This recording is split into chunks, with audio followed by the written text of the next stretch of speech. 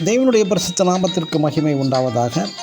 இன்று நாம் தியானத்துக்கு எடுத்துக்கொள்ள இருக்கிறதான வேத வசனம் யாக்கோபு 3ஆம் அதிகாரம் 8ஆம் வசனம். நாவானது அடங்காததும் சாவுக்கேதுவான விஷம் நிறைந்ததுமாய் இருக்கிறது. ஆமென். நாவின் தன்மையை குறித்து யாக்கோபு தனது நிருபத்தில் குறிப்பிடுகின்றார். ஒரு அம்மா தனது சபை போதகரிடம் வாரம் வந்து தனது கணவரின் ரட்சிப்புக்காக ஜெபம் செய்யுங்கள் என்பார். எனது கணவர் என்னை அடித்தும் துன்புறுத்துகிறார் என்றும் ஜெபம் சொல்ல செய்வார்.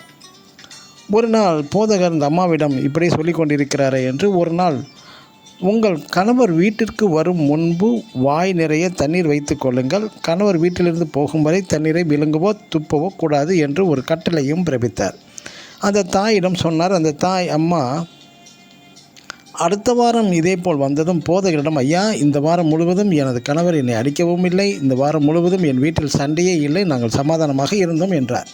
கடைசியாக அந்த அம்மா சண்டை எப்படி உருவாகிறது, காரணம் என்ன என்பதையும் இந்த போதகர் அவரிடம் புரிய வைத்தார். தனது நாவை அடக்கினால் போதும் என்பதை போதகர் வெரி சிம்பிளாக புரிய வைத்து விட்டார். எனக்கு அன்பான சகோதர சகோதரிகளை, நாவு பொல்லாதது தான், நாவு யாருக்குமே அடங்காதது தான். மற்றும் நீதிமொழிகள் 10ஆம் அதிகாரம் 19ஆம் வசனத்தில் சொற்களின் மிகுதியால் பாவம் இல்லாமற் போகாது. மற்றும் நீதிமொழிகள் 17ஆம் அதிகாரம் 28ஆம் வசனத்தில் பேசாதிருந்தால் மூடனும் ஞானவான் என்று எண்ணப்படுவார்.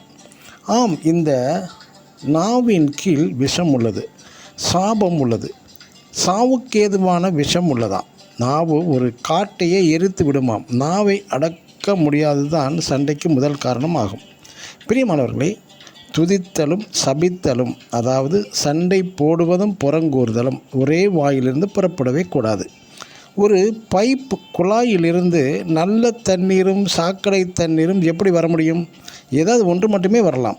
பிரியமானவர்களே, உங்கள் நாவை பரிசுத்த வார்த்தைகளால் மட்டும் அலங்கரிப்பாயாக. இனி உங்கள் வாழ்வில் வெற்றிதான். ஆமென். God bless you.